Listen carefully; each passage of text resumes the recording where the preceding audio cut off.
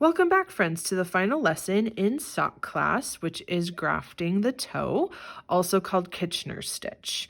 Those terms can be used interchangeably. Kitchener stitch is often used to finish a toe, like we're going to do today, can be used on different kinds of sock heels, if you do an afterthought sock heel. Also, I see it a lot when we're doing underarms on sweaters that are bottom up.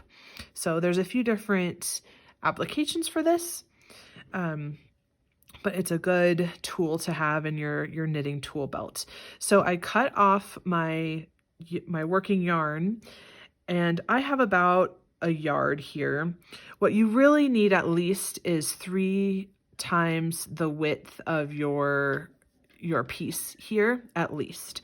But I went ahead, I just like to have a lot. I don't like to have to worry about it, so I did about a yard. You will thread your tapestry needle with the end of this working yarn. I'm using a contrasting color just so that it's real easy for you to see what's going on in this video. So after I make this video, I'm going to go pull this out and do it with the end of my yarn because I don't want to have a contrasting toe. But for video's sake, here we are. So I have the same number of stitches on both of my needles. In this case, it's 10. You should probably also have 10. I've used 10 with all weights of yarn, all sock sizes. It seems to work out pretty well. And it should be the same on both sides. If it's not the same on both sides, I would go ahead and recommend you do one more round of knitting and decrease on one or the other side so that you do have matching numbers, because we are going to be working these stitches in pairs, one from each needle.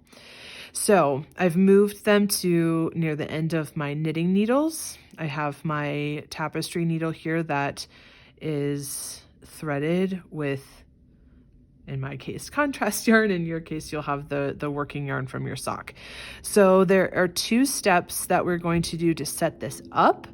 And then there is repeating steps that you're going to repeat all the way. So the first steps, you can see here, I have my working yarn is attached to the last stitch on this needle. So you'd be using that. Mine, I'm just kind of hold back here so that it'll be in the right place. So to set up, we're going to go into the first stitch. I'm going to call this one the front needle. This is the back needle. The back needle is further away from me. So I'm going to go to the first stitch into the front needle as if I am going to purl it.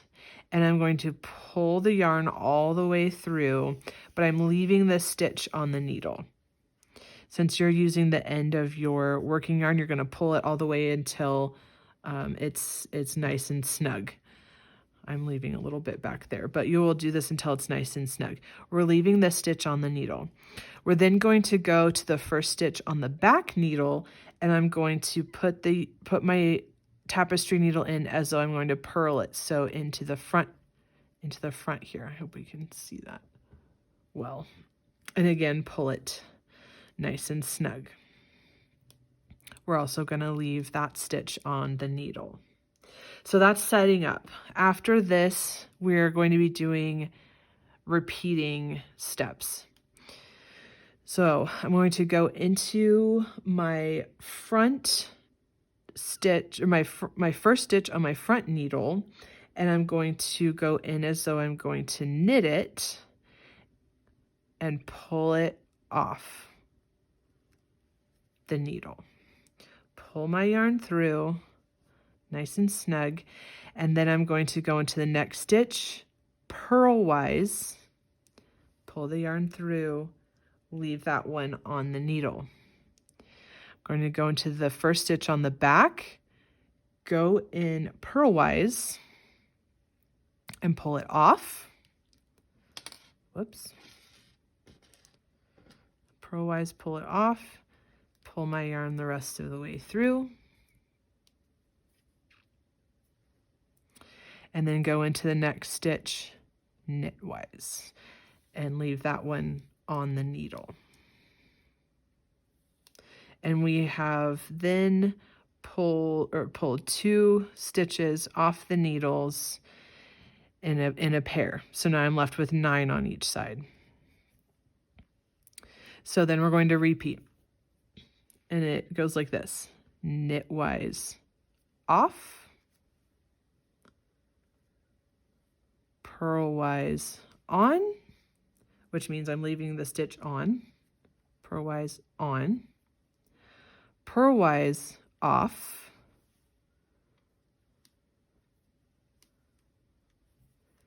knitwise on.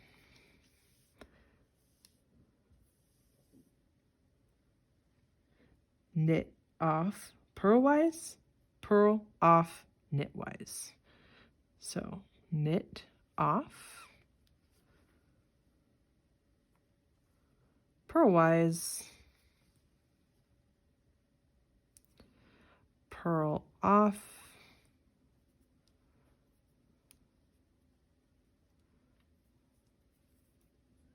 knitwise. And then this keeps looping up because I keep grabbing it, but that's just the end of my contrasting yarn.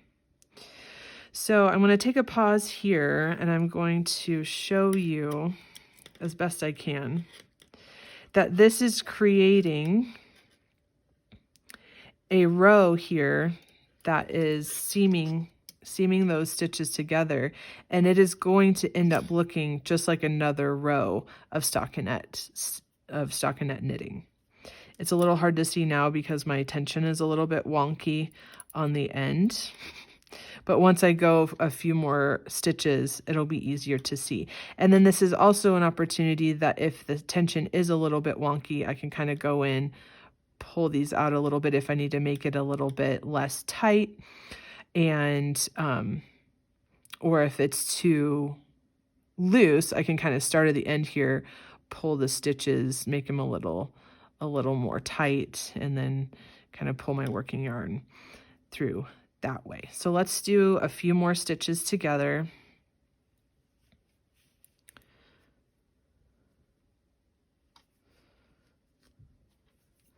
So knitwise off,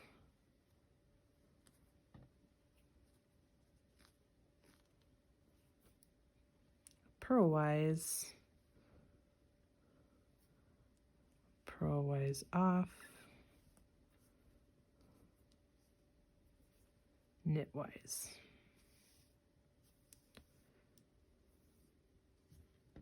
That pesky end. And you won't have that because you're using the end of your yarn. So I still am working with stitches that each have buddies. So I have 6 and 6. Another way to kind of even shorten it a little bit more in my head is knit, purl, purl,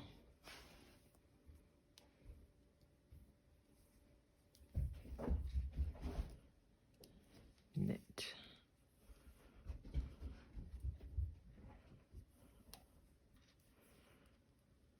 Kitchener is something that felt really intimidating to me because I had heard other knitters kind of talk about it and how difficult it is.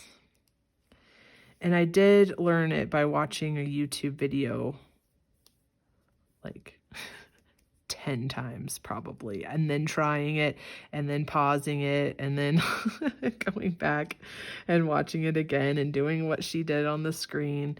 But it really, once you've done it several times, whoops, I'm actually doing that wrong. I do kind of have to think about it. It does become quite a bit easier to do.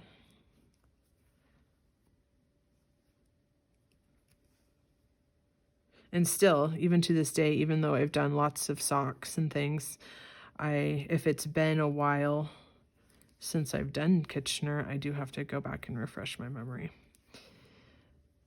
But that's fine, that's how it goes. All right. purl off, knit. Okay, now I'm back to my last two.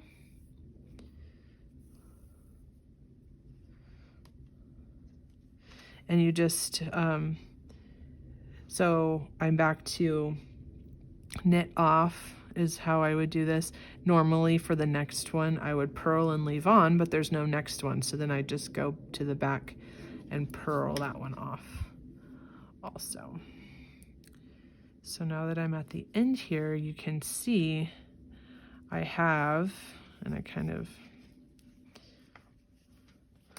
have what looks like just another row of purl, or of stockinette stitch there. And then once I wash this and block it, it's going to look even neater than it does right now. So I would have the end of my working yarn here that I would pull to the other side, to the inside, so that I could weave in the ends. And then I would weave in my beginning ends. And we are done, friends. I'm going to kind of lay this out nicely so we can see our end product. A sock! Now you get to go to the beginning and start all over again and make the second sock.